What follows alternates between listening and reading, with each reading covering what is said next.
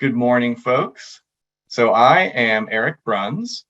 I am a professor in the University of Washington School of Medicine and associate director of the School Mental Health Assessment Research and Training Center. And we would love to welcome everyone to the University of Washington Smart Center's 2022 Virtual Speaker Series. Today, I have been assigned and am privileged to be able to introduce the second of this year's 4-installment Smart Speaker Series. Last month, we had an amazing talk from our friend and colleague, Dr. Kimberly Arnold, on advancing mental health equity in schools. We have 2 more talks, as you can see on the schedule here, in April and in May, from Drs. Tish Jennings and then Drs. Ternette Powell and Walter Gillian, who will be doing a joint presentation. And you can watch recordings from any of our speakers from the 2020, 2021, and 2022 series on our website. And real quick, want to make sure that we acknowledge our funders and sponsors. This is made possible by grants from the U.S. Department of Education, Institute of Education Sciences, as well as our school mental health supplement of the Northwest Mental Health Technology Transfer Center.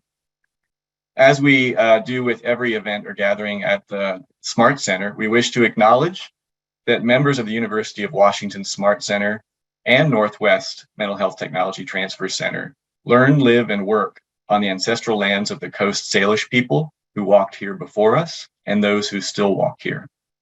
We aim to live and work on these lands with the Coast Salish and Native people who call this home. And we encourage you to learn about the ancestral lands that you are joining us from as well. Okay, great. So a little bit about the Smart Center, and then we'll get started. Our mission here at the Smart Center is to promote high quality, culturally responsive programming to meet the full range of social, emotional, and behavioral needs of all students. And we do this through a 3-legged stool of research, training and technical assistance, and support to policy making. Here's just a little snapshot of folks at the Smart Center from a holiday party that we had in December on Zoom, of course. We see the Smart Center as residing at the intersection of the 3 aims of conducting basic research on school mental health, generating evidence on what works in school mental health, and then mobilizing that evidence. Because we know that merely providing access to services, which schools as the most common venue for mental health services for young people, does not necessarily mean that the services are necessarily of high quality. So we're trying to make sure that we are both promoting access as well as quality and outcomes. So we see the Smart Center achieving that aim by residing at that intersection of those 3 aims: basic research, generating evidence on what works in school mental health across the tiers of effort in schools, from universal school-wide all the way up to intensive interventions, and then mobilizing the evidence that we generate, both by providing research-based training and consultation and technical assistance, as well as informing policy and funding strategies at local, state, and national levels. So that's a little bit about the Smart Center and what we do. A couple last things about the Smart Center. We have these amazing postdoctoral research fellows, and the series is funded by a postdoctoral research training grant from the Institute of Education Sciences. And as such, we would be remiss if we didn't introduce our postdoctoral fellows, including Kathy Corbin, Maria Hugh, Courtney Zuloff-McCurdy, and Alana McVeigh, who will be facilitating the Q&A for us with Dr. Boyd. They have been instrumental in developing this series, which has just been fantastic. And then the last note, the series is also sponsored by the Northwest Mental Health Technology Transfer Center, which is, as this map indicates, one of 10 SAMHSA-funded regional centers focused on improving the mental health workforce across all settings. Last bits of information: as part of the national MHTTC network, our Northwest School Mental Health Center supports the mental health workforce in Alaska, Idaho, Oregon, and Washington, Region 10 of the SAMHSA map, so to speak. And we invite you to reach out to us by connecting through email, social media, signing up for our listserv, which is how many of you might have learned about our speaker series in the first place, or regularly visiting our website. And so you'll see some links, I'm sure, in the chat right now about how to get informed through the MHTTC. We need to put the disclaimer out there that the Substance Abuse and Mental Health Services Administration sponsors this work, but it doesn't necessarily reflect any official position on this content. Okay, at long last. So that was like, in jazz terms, that was vamping, right? As people get into the room, get settled in, get their coffee. I'm very pleased to present Dr. Brian Boyd. So Dr. Boyd is a professor and director of the Juniper Gardens Children's Project at the University of Kansas, and as director of a community-based applied research center focused on child development. Dr. Boyd has been heavily engaged in research that involves the most vulnerable and often marginalized populations. A special educator by training, Dr. Boyd's research has involved the development and evaluation of evidence-based practices to be implemented within school-based contexts. And as such, he's a true, aligns so well with the SMART Center and its mission as well.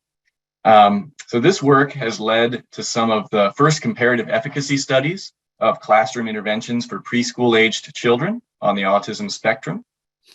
His more recent work has focused on issues of implicit bias and how issues of implicit bias and race affect the lives and outcomes of families and autistic individuals of color, and strategies to address racial and ethnic disparities. Dr. Boyd's work has been continuously funded by both the Institute of Education Sciences and the National Institutes of Health, and currently he serves on multiple national boards that are dedicated to improving the outcomes of individuals with disabilities and those from historically underserved communities. And so with that, I will hand it to Dr. Brian Boyd. Thank you so much for being here. Thank you. Thank you for that introduction. I'm so happy to be here today. I'm one of those who tends to over-prepare a little bit, so I probably have more slides than time allotted, so I may skip through some things just to make sure that we have enough time to engage in Zoom-based conversation around these important issues. So I'll tell you, my early work in autism really didn't focus on issues of race or implicit bias.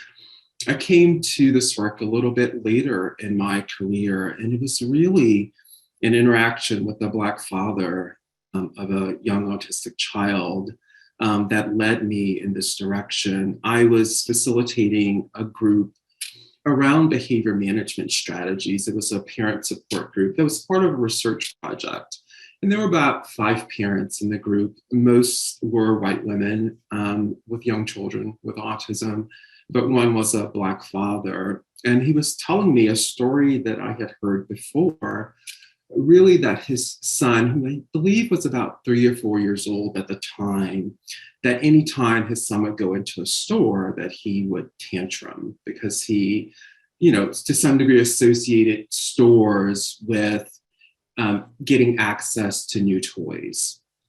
And one strategy, that sometimes is recommended is to provide the child an access to something that he can have to take in the store with him, right? That he only gets access to this preferred thing when he goes to a store. So he doesn't have to associate. So he associates the store with getting access to a preferred toy he already has instead of having to buy or get a new toy.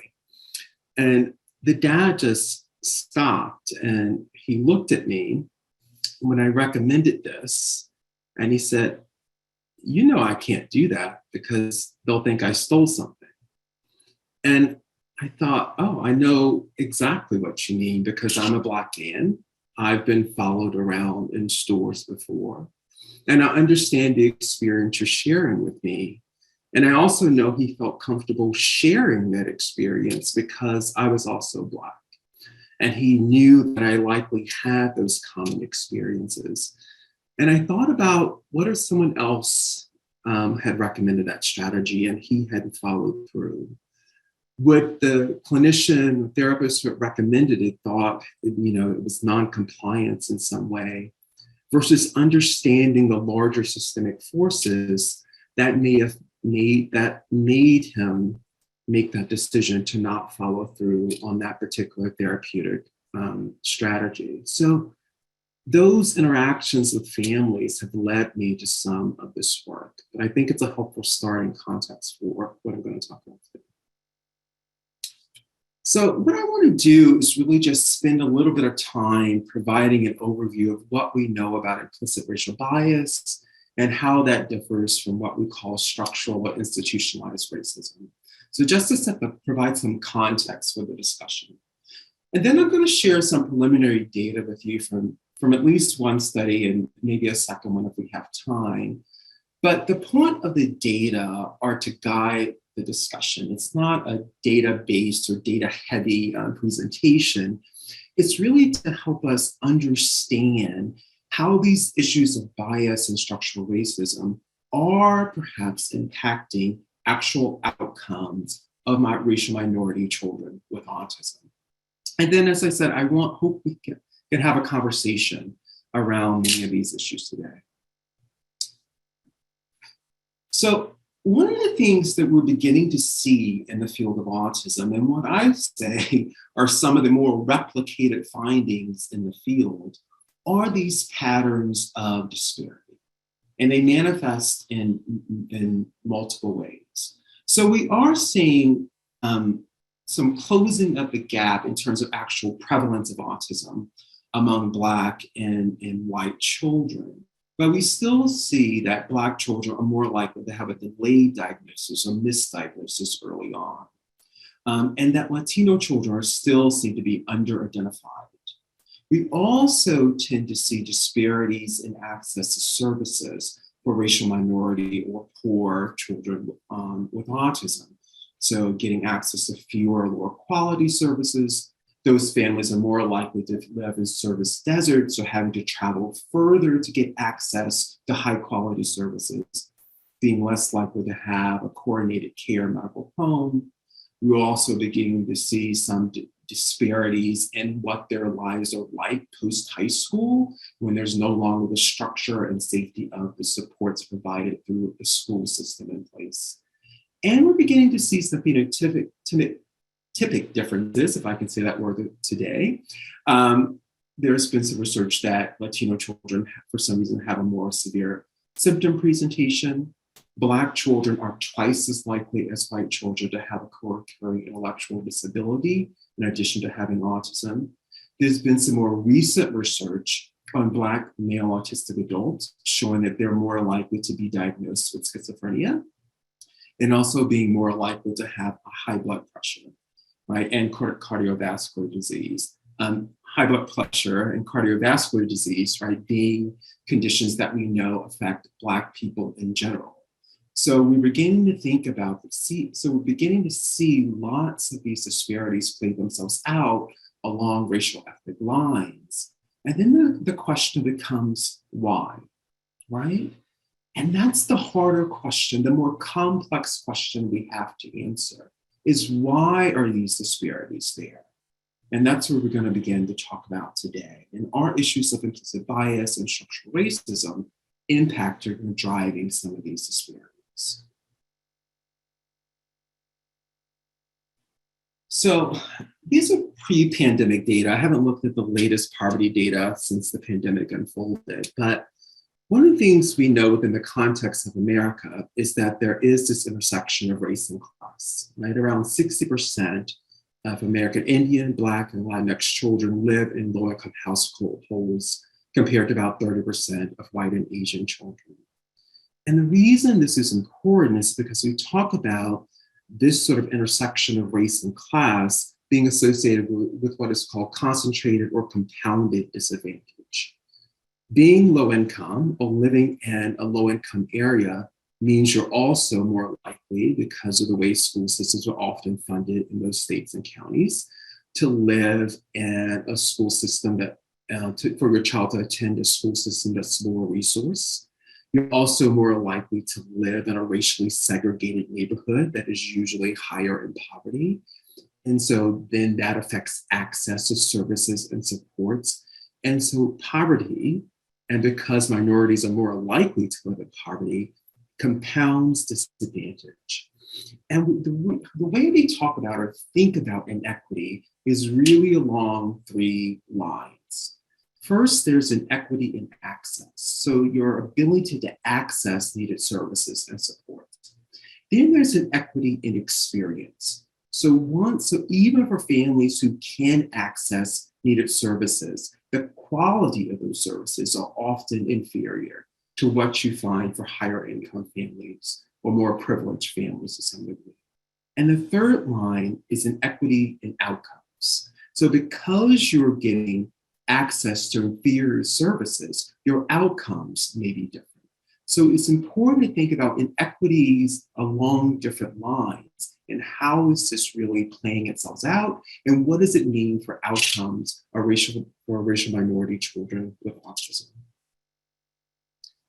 And so we know a popular word that's been used a lot is that of intersectionality, which was coined by the legal scholar Kimberly Crenshaw, right?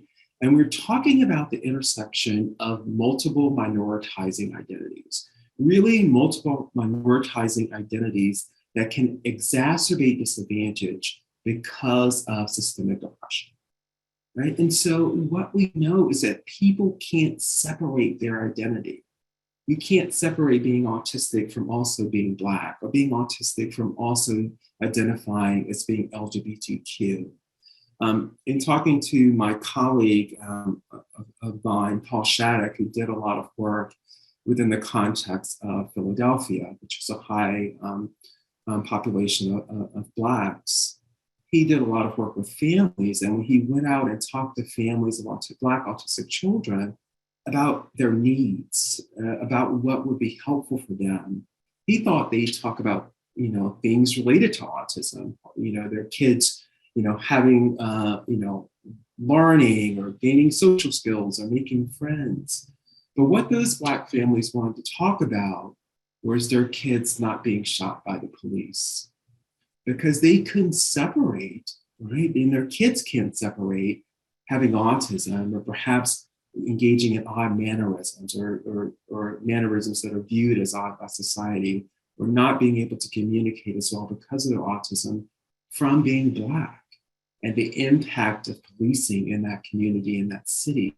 And so families can't divorce these things, and we need to stop asking families to divorce these things, but rather understand the impact of being multiple minorities on outcomes and how it affects their experiences and their quality of life.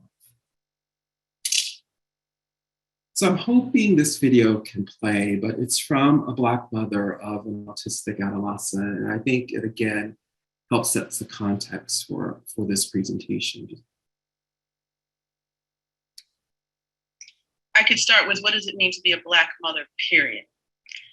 So for us as parents, there is always an anxiety. I like to say that the feelings, the memory, and the spirit of historical trauma and the story of Emmett Till just lies within our womb, within our soul in the Black community.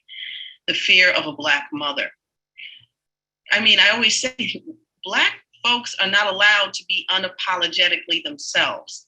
They are not permitted to be neurodiverse. And we know this on a lot of levels. So my biggest fear is if an officer approaches my child and my child begins to stem, have to put his hands in his pocket to take out one of the little things he likes to hold on to help him with his anxiety. He's got one of his little trinkets or things that he holds on to and reaches into that pocket to pull it out to calm himself. What's going to happen to my son? And I think that is the question we're trying to answer, right? What is going to happen to our son? Being Black and autistic, what does that mean for him, right? And so that's the kind of work I'm really interested in. And so the issue with being racial minority and having autism is that we have to understand the role of these larger societal forces on outcomes. So systemic factors of racism, wealth inequality, residential segregation, and also implicit racial bias and how that's relating to some of the outcomes and disparities that are pointed to that we're seeing. So I want to define some terms before we keep going here, just so that we're all on the same page. So institutionalized or structural racism, really the definition of that is thinking about the structures, policies, practices, and norms in our society, resulting in differential access to goods, services, and opportunities because of race or by race. And this definition is by Kamara Jones, who's the former president of the American Public Health Association. And racism is structural, right? Because it is often legalized and reflected in our policies and laws. And that's different from implicit bias, which is really sort of unconscious, involuntary associations that are really how our brains do. They associate social groups with essentially stereotypes, right? And all of us have implicit biases. Everyone has them. They're actually normal. They're almost a way that our brains process or categorizes information. They really help us with information processing. And they're not about explicit prejudice or explicit racism. As a matter of fact, we have implicit biases even when we try to actively reject being overtly racist or engaging in prejudicial attitudes and beliefs. So very different from actual structural racism. These are unconscious processes. I'm not going to ask about this, but for a lot of folks, these images may immediately conjure up thoughts. Now, most of us try to then suppress what our initial thoughts are, but this is the question. But we know that images and seeing people conjured sort of sometimes stereotypic thoughts and beliefs. And what we do with those, how we act on those, is what can be associated with outcomes. And just to be clear, implicit bias, again, is not a euphemism for racism. It's very different from overt racism. And what we also know is that unlike explicit racism or overt racism, which is associated with education level, implicit bias is not. We see similar levels of implicit bias amongst teachers, doctors, and lawyers as we do among the general population.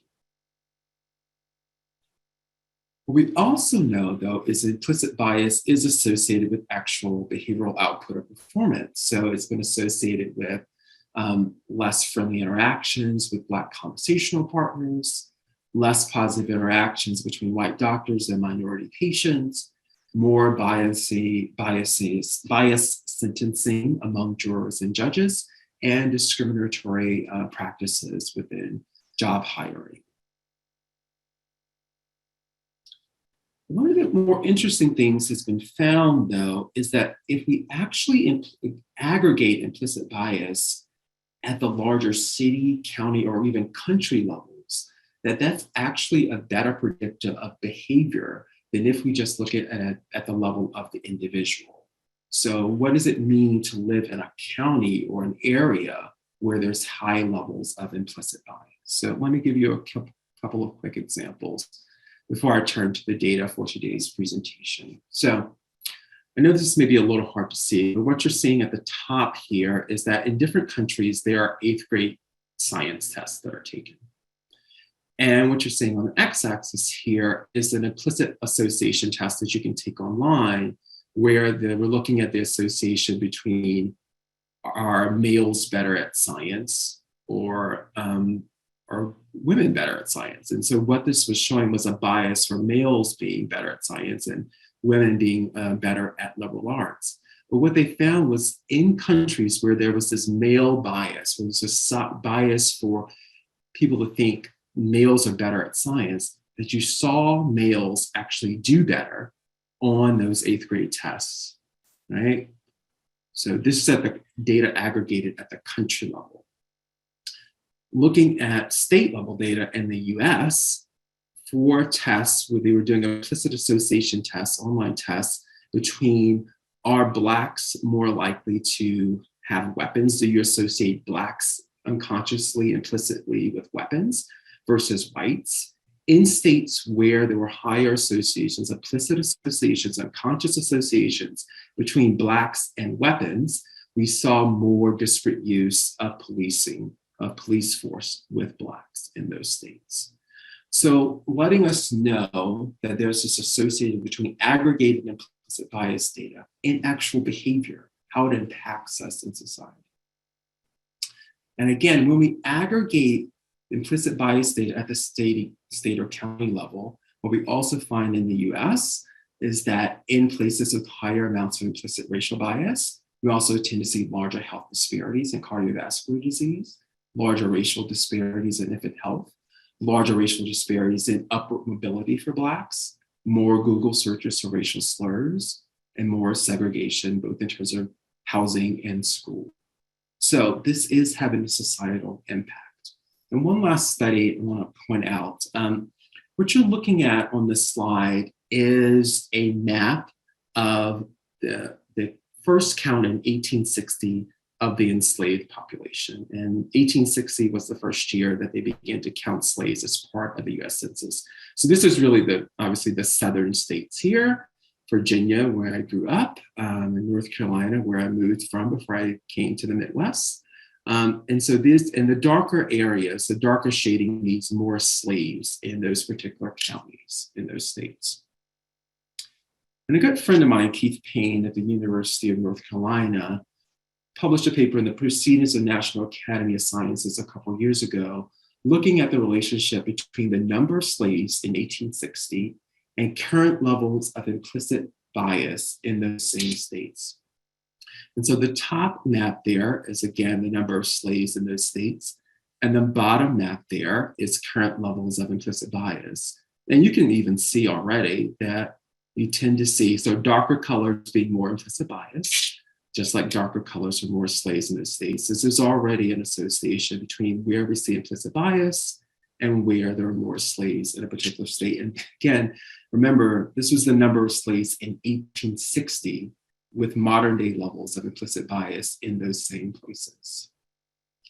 And what they found was, if you aggregate the data at the county level, that there was indeed a relationship between the number of slaves in 1860 and more pro-white bias in those counties. If you aggregate the data at the state level, there's even a stronger association between those two constructs, between the number of slaves and pro-white bias in those states. Okay. So what about implicit bias in autism? This has been looked at in another study by Obed and some colleagues. And what they had college students, Black and white college students, read vignettes describing an autistic child or a child with conduct disorder. And these vignettes are randomly paired with a photo of a Black child or a white child.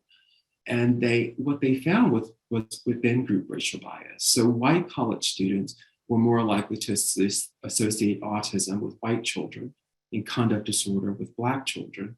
And Black college students did the opposite. So they associated autism with Black children and conduct disorder with white children. But why this matters is that a lot of our clinicians and diagnosticians are white. And so if they're implicitly associating white children with autism, what does that mean for the diagnosis of racial minority children, right? So this is how these things play themselves out in real life in society. So the data for today is related to implicit bias and looking at some of these constructs within Kansas. Yes, not the most geographically diverse state, but we do have some racial ethnic diversity here. We're going to talk through some of the things we found. But again, the data are really just to set the stage for a larger discussion.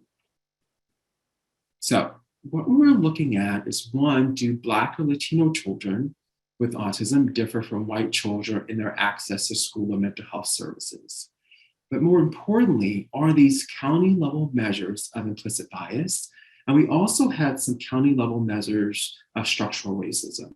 So Black poverty, Black upward mobility, and residential segregation. Because one of the things that Keith Payne found in an article associating slaves in the 1860s with modern day levels of implicit racial bias was that what mattered was concentrated poverty amongst Black residents, not just poverty in general, but how much of that poverty was actually concentrated amongst Black people.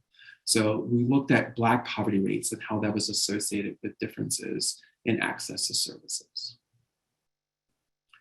And so what you're seeing here is data from the implicit association test. So the implicit association test is really maintained by Project Implicit at Harvard, and anyone can go online for free and take it. And what you're seeing here is in the data from the Kansas City metro area, so representing sort of Kansas City, Kansas, Kansas City, Missouri. Don't ask me for the dividing line because I'm still new to the area. But darker shading here is more implicit bias in those counties. And you're seeing a lot of gray there. What that means is not that implicit bias doesn't exist. It means that not enough people in those counties have gone online to complete the implicit association test, so we can't pull data from those counties. Okay. And this is data from the US Census, looking at Black poverty rates in those same counties. Again, darker areas means more poverty amongst Black residents in those counties. And gray means we couldn't pull data. This is from a database we have some access to, looking at the amount of residential segregation. Again, darker shading means more residential segregation in those particular counties. And why this matters is because, again, back to that study that Keith Payne did, is yes, they found the relationship between slaves in 1860 and modern day levels of implicit bias, but what they found that affected or mediated that relationship was these other variables. So in those same counties, what you also find today is higher levels of residential segregation, more disparity in poverty, so concentrated poverty amongst Blacks, and less likely that Blacks were able to achieve upward mobility, so that their incomes are much better, that they were able to not pull themselves, that they were able to have reduced poverty or move out of poverty, I should say. So that was really what was driving or affecting the relationship between slaves and implicit bias, is that all these remnants of structural racism also were still existing in those same states and counties.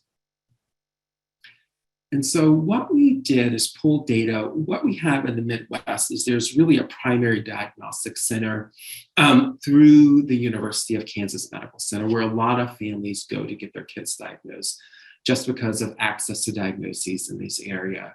And we pulled data from the intake evaluation of parents who have gone in to get their children or young adults diagnosed at this diagnostic center. And it resulted in data from 152 Black Latino children. And we couldn't disaggregate Black or Latino because the older data, they didn't separately ask for if one was Hispanic or Latino separate from race. So we couldn't always pull that apart. So we aggregated Black and Latino families, and we had compared them to a sample of 184 white children. And this is just some descriptive information about the sample. I'm happy to go in this in more detail than the Q&A, but just for the sake of time, I'll skim through it a little bit. But this is based on parent report at the time of the intake and sort of getting prepared for the diagnostic event. So again, our first question is, do Black or Latino children differ from white children in their access to school and mental health services?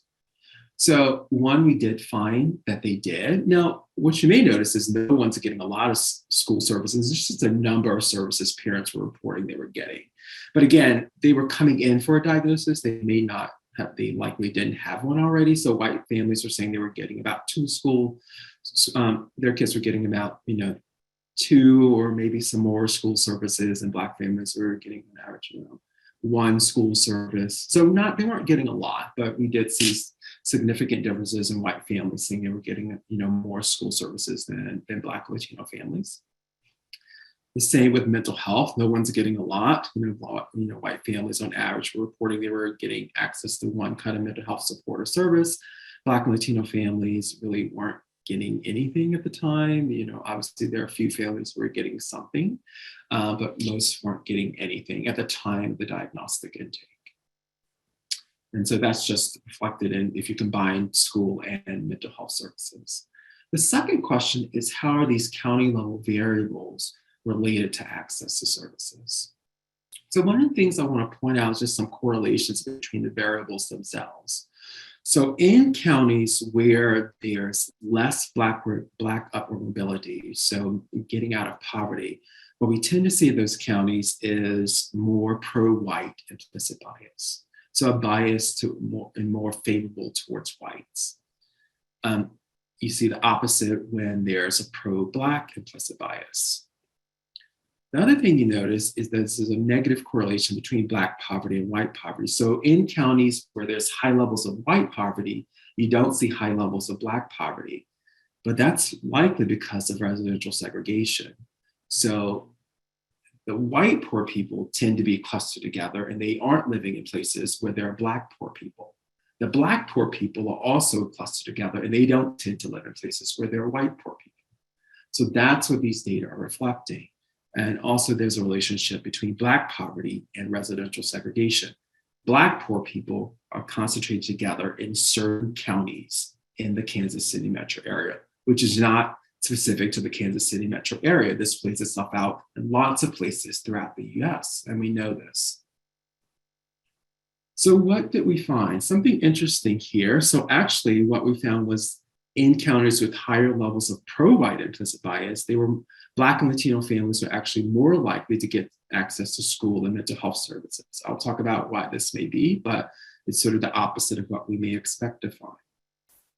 But what we also did find, which is more aligned with our expectations, was that in counties with higher levels of residential segregation, so Blacks being clustered in certain counties within the Kansas City metro areas, Black and Latino families, I should say, let me clarify there, they were less likely to get access to mental health services if they were clustered in counties with high levels of residential segregation. We didn't find any associations for Black poverty rates or upward mobility. So in summary, Black and Latino children were less likely than white children to receive school and mental health services, but higher county levels of pro-white implicit bias were actually positively associated with Black and Latino children being more likely to receive school and mental health services. So some of you may be familiar with the implicit association test, which is the online test people can take. So one of the things you should know about it is that anyone can go online to take it, but usually it's mostly college students who go online to take it, and they're usually taking it as part of introductory education or psychology courses. So some of this may be reflecting who has completed the IAT in those counties. So I think it's important to keep that in mind. The residential segregation data is actually a reflection of true residential segregation. And though that finding was more in line with our expectations, that counties with high levels of residential segregation, in those counties, that Black and Latino children were less likely to receive mental health services, which may help us understand the actual disparities we're seeing with Black and Latino children reporting that they were less likely to receive mental health services. Okay. So one more study, and this is really just to make a larger point, I'm going to go through it quickly around sort of these issues of disparity. We also have, through some colleagues at KU, have some data that's part of the National Survey on Health Reform, and it's a nationally representative survey. Some folks from UW may be involved, but I do believe the survey was launched after the passage of the Affordable Care Act to really understand its impact on people with disabilities.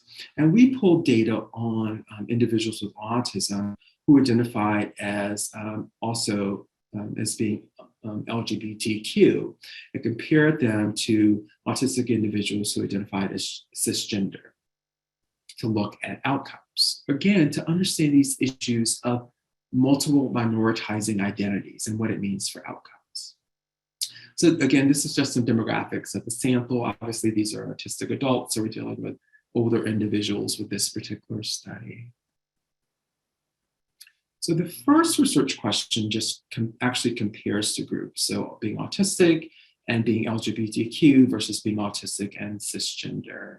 And I only pulled a little bit, just one slide of the data. We found various differences in outcomes, but one of the things I wanted to sort of report out today, and this is self-reported data, was that the LGBT group reported more unmet healthcare needs in comparison to those who were autistic but cisgender.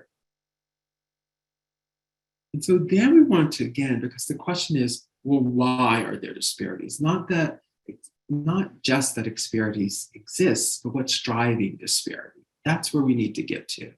So then we looked within this LGBTQ group to look at what's predicting the unmet healthcare needs they're reporting. So we looked at 4 variables: race, ethnicity. Now, unfortunately, this was really just, we didn't have a lot of racial diversity in the sample, but we ended up dichotomizing the variable between white and non-white, something I don't like to do within studies, but we had to do it given the numbers we had. We also looked at whether these individuals lived above or below the federal poverty threshold, so essentially, income level. We also looked at whether they lived in a rural or urban area, whether that was a predictor of unmet healthcare needs. And then finally, we looked at if the individuals lived in a state where the state healthcare law specifically prohibited discrimination based on sexual orientation or gender identity. So those were the 4 predictive variables we looked at in terms of what actually predicted unmet healthcare needs.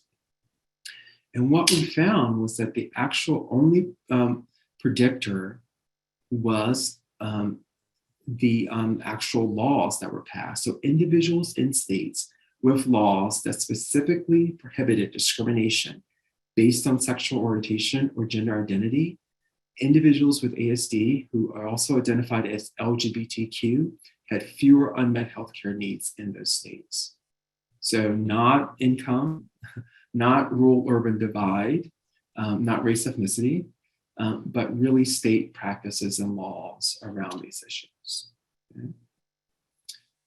So then the question is, well, what can we do about these? Because this seems like such big, complex issues. We're talking about societal issues, we're talking about discrimination and racism and implicit biases that we all hold.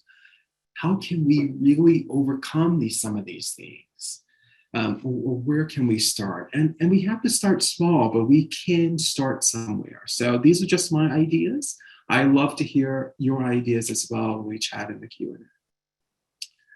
So one of the things, I think one of the first places to start is that we have to acknowledge that autistic people have intersectional identities.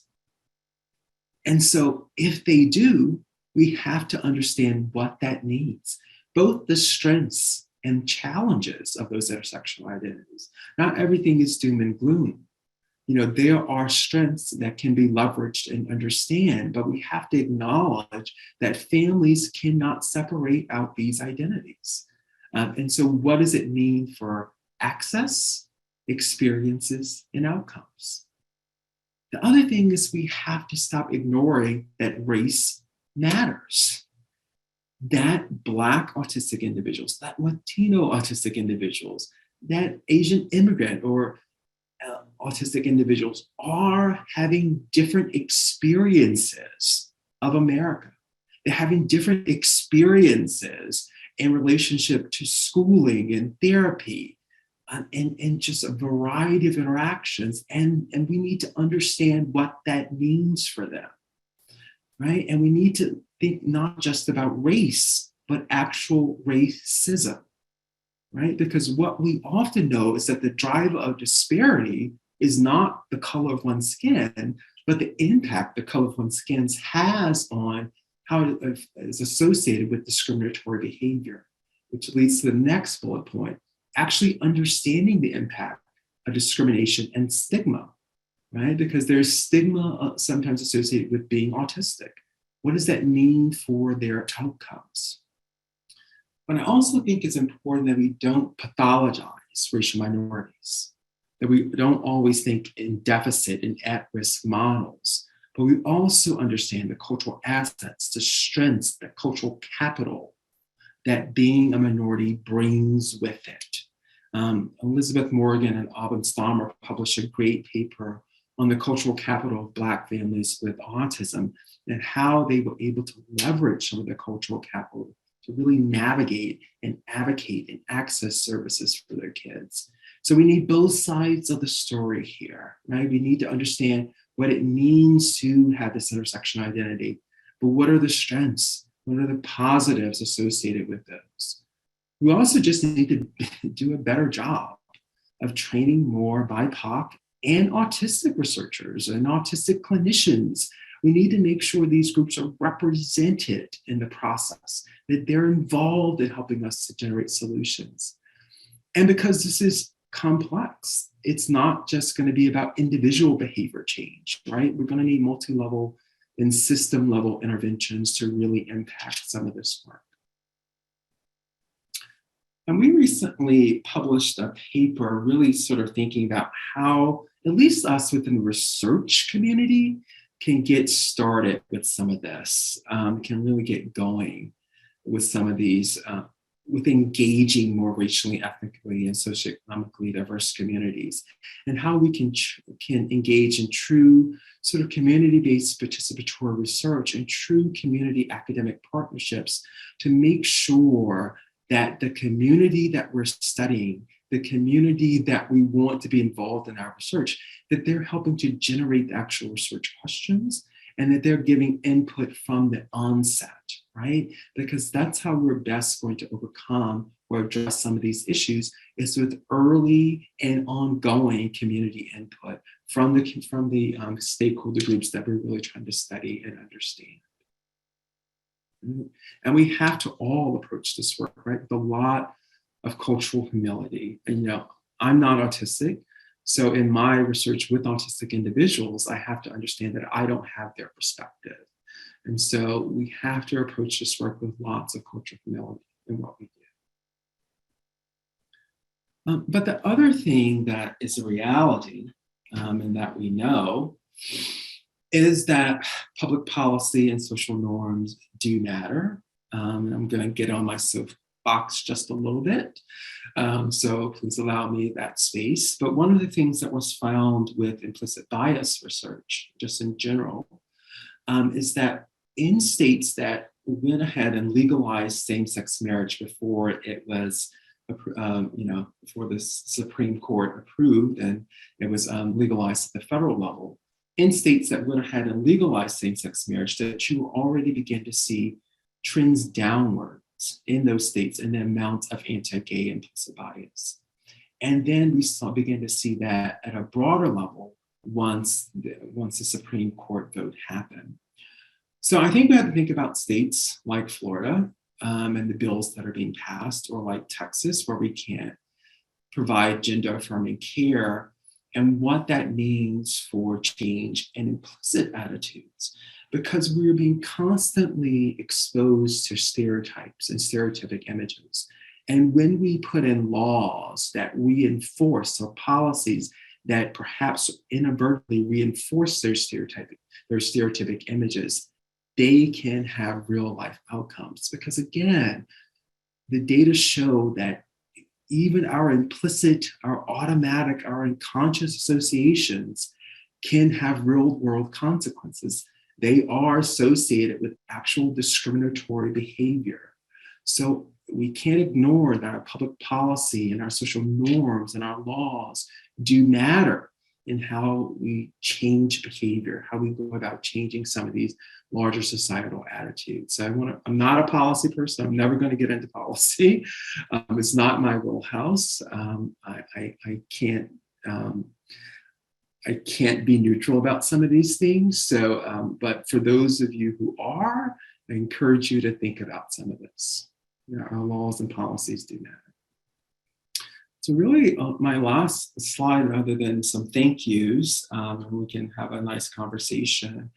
I think, again, the reality is that racial ethnic disparities persist. And we're beginning to see these play out also among mental and physical health conditions. So real world consequences.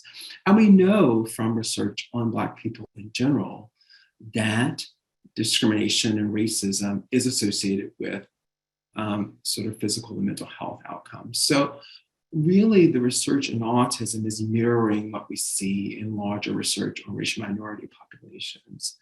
So these racial ethnic disparities persist, and we know this. They've been replicated. We've been seeing them over time.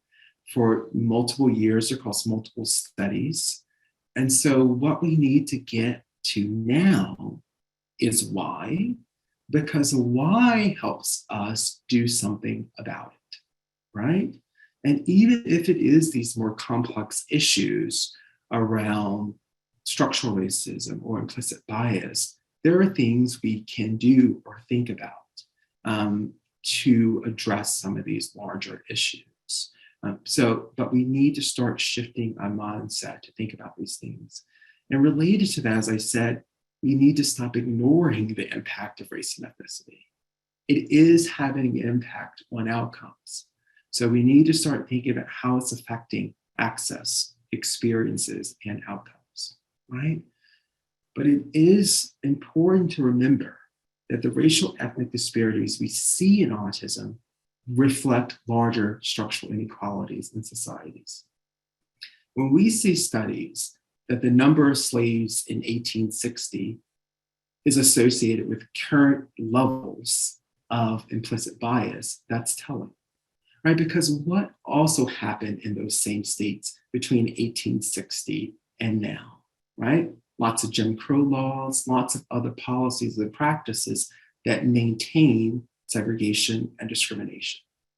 And those continue to sort of have an impact in the present day. And the other thing is that there are solutions. And these solutions may take more than individual behavior change, but there are things we can do at the level of the individual, right? We can think about how to understand strengths, so capital, the assets of racial minority families. We can tell the other side of the story. So we can better leverage those things, better leverage those experiences in helping drive solutions. And we can better involve these groups in helping to generate solutions. One of the things I'm always struck by is that often stakeholder groups have figured out something. They've already figured out the solution to the problem. It's just that we're not listening to them, right? And so how do we really listen, do true listening to these communities to help them, help us solve some of these larger issues? All right, so thank you. And I just want to acknowledge some folks who are involved in this. So Keith Payne, who is a social psychologist at UNC Chapel Hill, really does a lot around implicit bias. One of my current postdocs, Anna Walla, she really helped with the slides and the data related to this presentation. And Jean Hall is a key researcher who leads that national, who's one of the researchers, not that she leads it all, but she's one of the researchers involved in that national health reform sort of survey that's being done to understand the impact of healthcare reform on people with disabilities. So thank you, and I will actually stop there.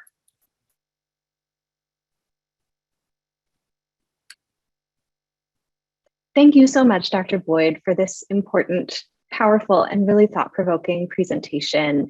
We have many wonderful questions from our attendees, so we can move into our Q&A now, and we'll do our best to get through as many of the questions as we can, given the time we have. Wonderful. So earlier on in your presentation, you spoke about measuring levels of implicit bias at the county and state level. And one of our attendees was curious about how that data was collected. So how those IAT data were collected at those levels. Yeah, so really, thank you for the question. I appreciate it. So one of the things is that Harvard really maintains, I do believe it's maintained Harvard, the project implicit database essentially, and anyone can get access to these data. And it's really aggregated in different ways. And one of the ways you can get access to it is at the county level. So it's really a publicly available database that my colleague Keith Payne was using for the other study that we applied to the research questions within this project. So it's data that is accessible and has been used in other studies. And I do believe that it's, again, with that science study, it's not just US specific. I think you can get implicit bias data worldwide related to the IAT. And it's beyond race. They looked at other constructs, gender, disability, income. So there are various ways in which they've looked at implicit bias. We pull the implicit racial attitude data essentially from it. Wonderful. Excellent. Thank you so much. Good to know that that data are really publicly available. Great. You mentioned that racism is structural because it is often legalized and reflected in our policies and laws. Would you provide us with an example of this in the US?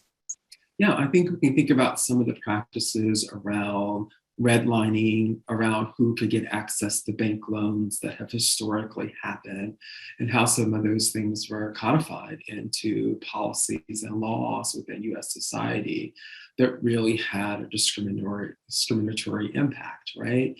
And so even in some places, those kinds of things still play themselves out in different ways, even if we think about sort of residential zoning, which neighborhoods through which the railroad track may run, which neighborhood in which there may be more sort of environmental issues or challenges, or where they may put a power plant, and those kinds of things that really are reflected in passing of laws in terms of where those things can be located.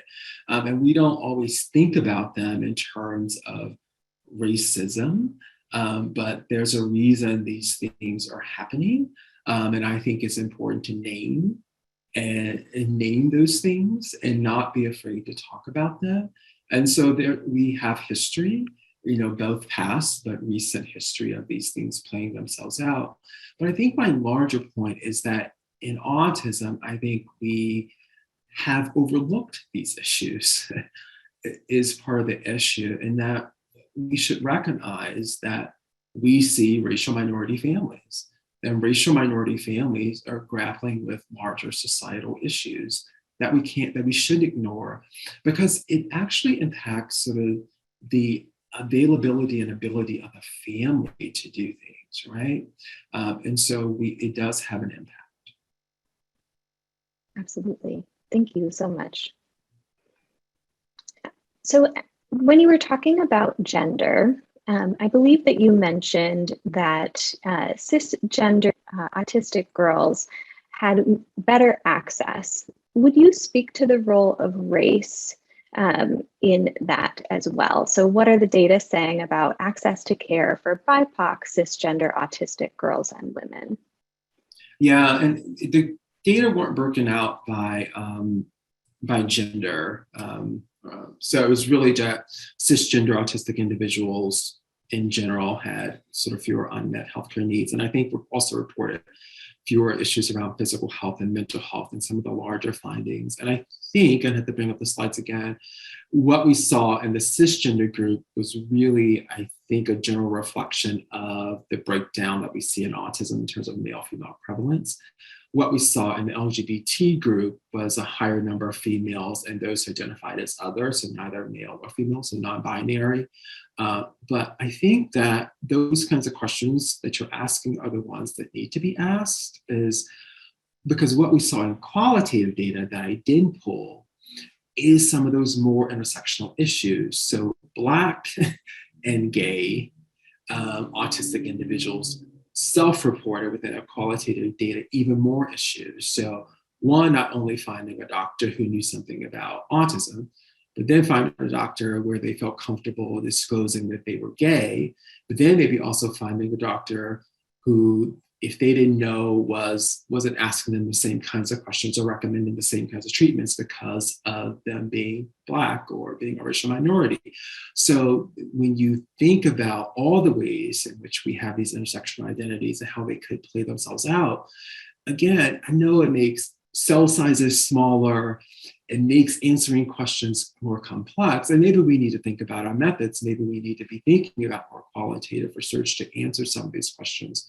But I think what we're seeing is that these things are important because it's impacting people's experiences. So again, this was open-ended qualitative responses to these survey questions, but we did see racial minority gay autistic people bring up some of these issues, even though the questions weren't specifically about the impact of race on these things. So again, I hope whoever asked that question thinks about these, maybe wants to answer some of these questions, but I do think it's the next layer, the next layering of these kinds of research questions, because as I started off saying, no one, including myself, including any of us in this audience, can separate out our intersectional identities, right?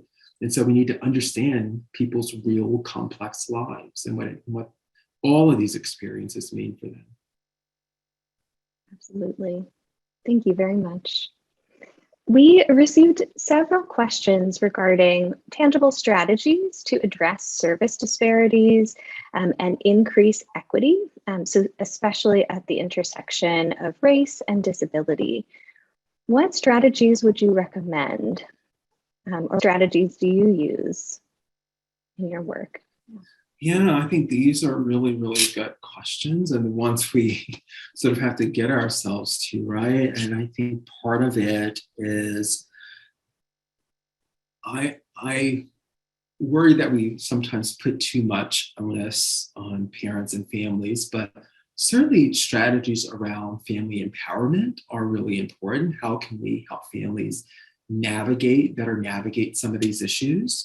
I think one of the things is we need more culturally centered service navigation models, right? Because again, some studies are finding that families figure some things out really because they've had to navigate life around other issues. So they're using what's most culturally affirming and appropriate for them to engage with some of these service systems. So understanding what they're already doing and building upon and leveraging those strengths. There's a reality that our workforce isn't diverse enough. That's a reality. And so the lack of diversity in the workforce comes with some of these implicit biases in terms of what gets recommended, what treatment options are recommended, how we discuss autism, how we discuss treatment and services for families. And so part of it is we need to think about how we diversify the workforce. We also need to think about, and within ourselves, right, things that we can do to approach some of these issues, as I said, with cultural humility, and really think about our own biases and how we can overcome them, or how we can minimize the impact they may have when we interact with families who are culturally different from us in some way. So I think there are a number of things. There's some family things, there's some workforce development things that we can do that aren't about some of the larger societal things that may have to also come into play related to these issues.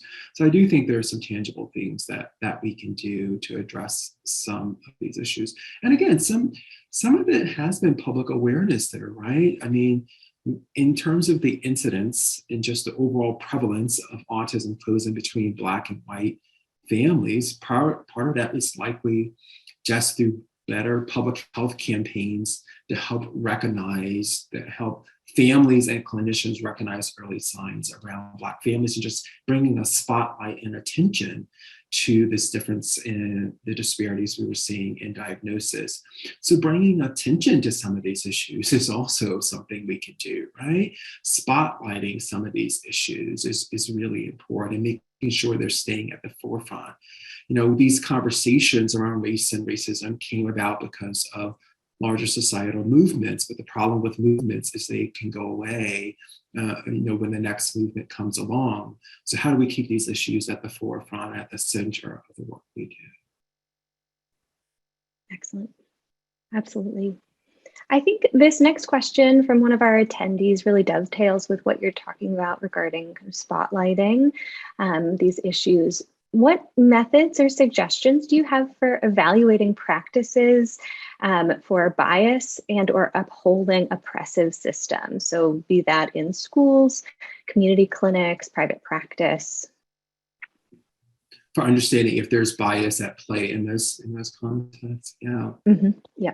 Yeah, that's a really, really good question. I mean, part of it is our current measures are problematic in many ways, but I say usually the way we know if it's manifesting bias or these other issues of racism is likely in experience and outcomes, right? So are we seeing differences in the kinds of services that racial minority families are getting in those contexts? So one of the things we know in general, or we see in general, with Black kids within the special education system is that they're more likely to be put in segregated placement settings and inclusive placement settings, right, than their white peers.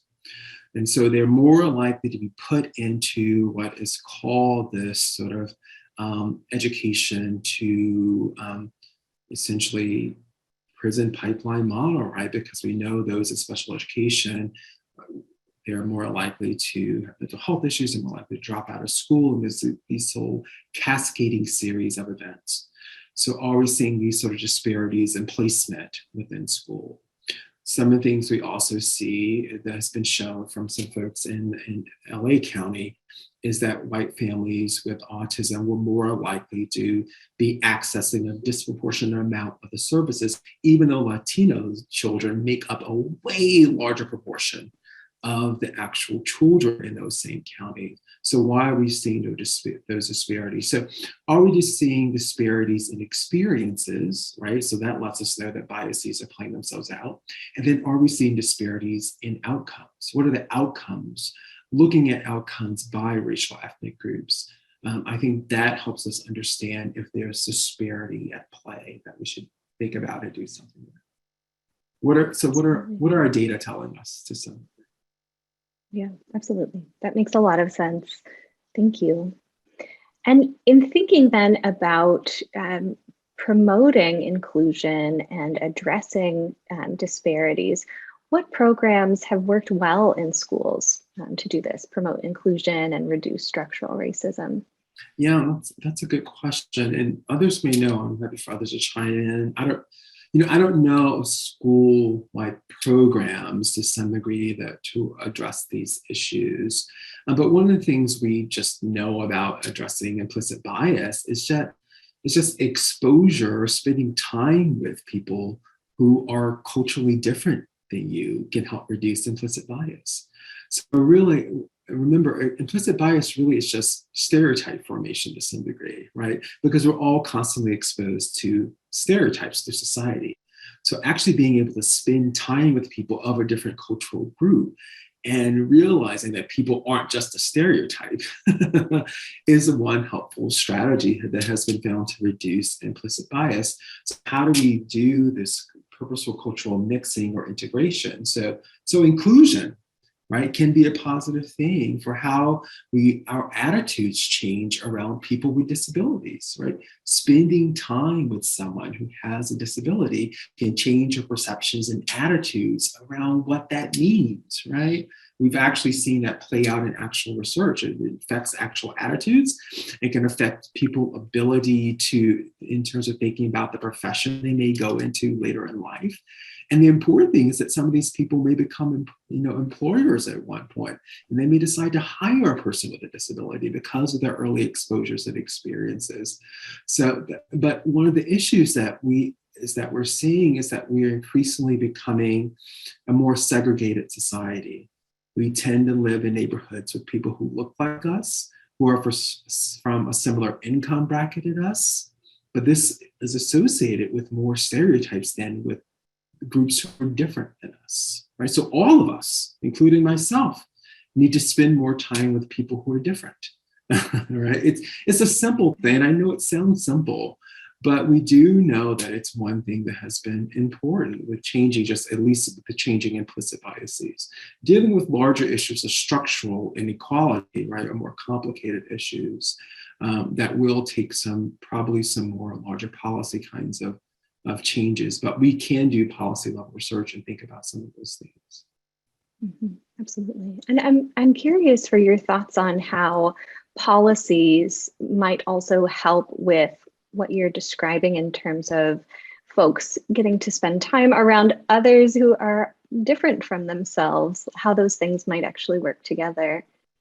Yeah, I think we can think about some of these things. And I think people always think I'm not a public policy researcher, but we can study these things and understand. So for folks who do sort of infant mental health research, right, there's a recent study that just came out that's very, I think from the Baby First group, I do believe, looking at a poverty campaign. So how do we affect poverty? So giving families money early on has been a strategy, right? Providing actual, money to families who live in poverty. And did a randomized controlled trial where they provided families access, giving them money in a group where they did. And what they found was actual differences in the brain development of children. So families who got access to poverty, their kids had sort of, more developed brains. I'm not a brain researcher, so I'm probably not saying that well, but their brains did look different. And so there are policies that we can study, policy level things that we know can affect poverty, that we can do something about, because class is important here.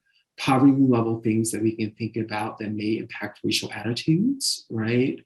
That we can think about and address. And so it's really beginning thinking about some of these things in conjunction with individual behavior change kinds of things, is what I'm saying, is that you have to understand these things in conjunction with each other.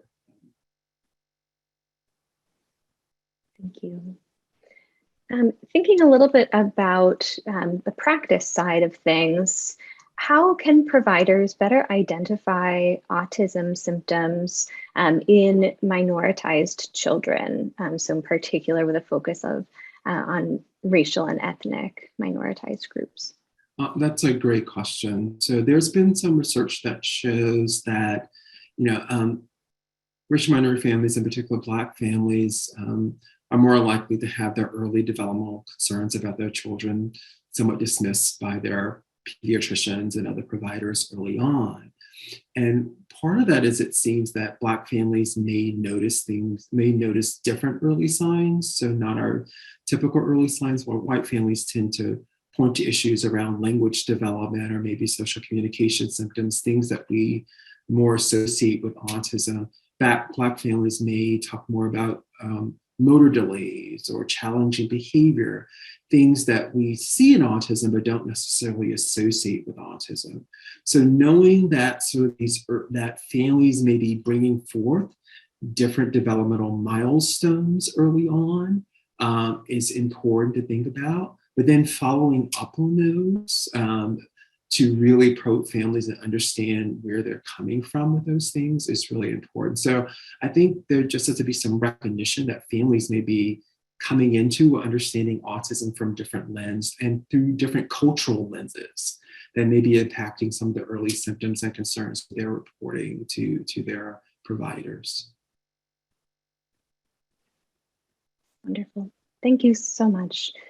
So I know we are running up against the end of our time. So unfortunately, we weren't able to get to all of the wonderful questions from our attendees today, but thank you so much, Dr. Boyd. And I'll pass it along now. I see Dr. Bruns back on the screen here. But share some slides again? Yeah. Yeah, thank you so much, Alana. You did such a fantastic job facilitating the Q&A, and we had so many wonderful questions. Dr. Boyd, it's been just a fantastic way to spend the first hour and 20 minutes of my Wednesday, and I hope others enjoyed it as well. Please complete the evaluation. You all also will have the opportunity to get certificates of attendance and Washington in-service forms after you complete the evaluation. And we will have the pleasure of getting to hang out with Dr. Boyd a little bit virtually at the Smart Center in a little bit here. But for everyone else who joined via the speaker series, thank you so much. And we will see you hopefully next month with Dr. Tish Jennings, who critical issue facing our educators in this day and age will be focusing on building resilience for our teachers and teacher wellness. Dr. Jennings is from the University of Virginia, and we hope you'll join us same time on Wednesday, April 27th. So thank you all again, and we will see you in future speaker series and other events soon.